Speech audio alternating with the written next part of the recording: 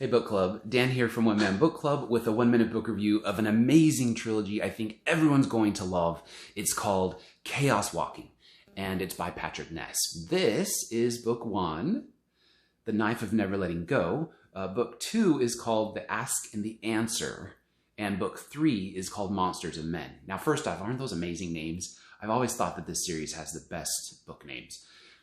I also think, when I think of Chaos Walking, that Patrick Ness probably really hates Suzanne Collins. Why? Well, raise your hand if you've ever heard of The Hunger Games. Yeah, duh, everyone.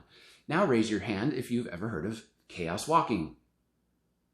You know, crickets. No one's heard of it. That's why. I can't really figure it out, though. Both series are about dystopian futures starring young people trying to overthrow oppressive governments. Both had their movie rights sold to Lionsgate. Both were published right around the same time. Both are great, but the biggest difference? Chaos Walking is much better, in my opinion. So why hasn't anyone heard of Chaos Walking? Yeah, I don't know.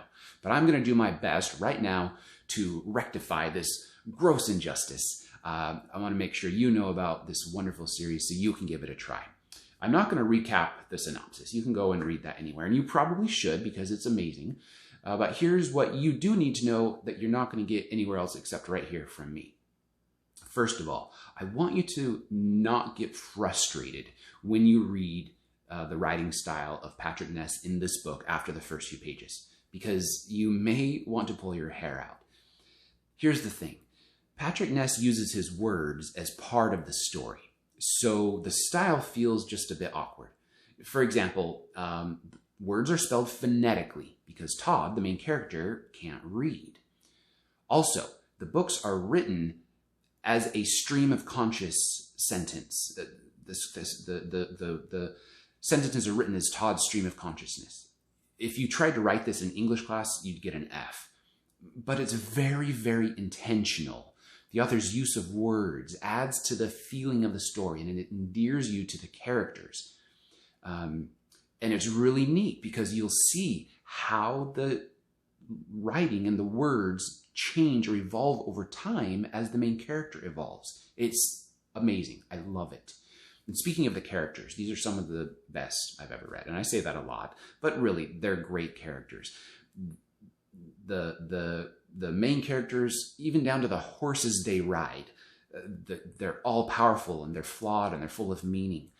There are major characters, but really there are no minor characters. Everyone is important. You know, sometimes I'll describe a book as character-driven or plot-driven, but these books are both enduring characters living through a powerful story. Speaking of the story, I typically don't love first-person narration because it's just really hard to get right. But the Chaos Walking Trilogy is written entirely in first person. And honestly, it couldn't be any other way. It's what makes the story work. I'm extremely impressed. I will also say that the parents will want to know the violent content is up there on par with that other trilogy, The Hunger Games. So it's about PG-13 level of violence, also PG-13 level of language. So parents will want to know that. The series is tremendous. The story is great. I love to recommend this to a lot of folks. I give it a best for 16 and up rating, and I hope that everyone will give Chaos Walking a try and enjoy it. Happy reading, everyone.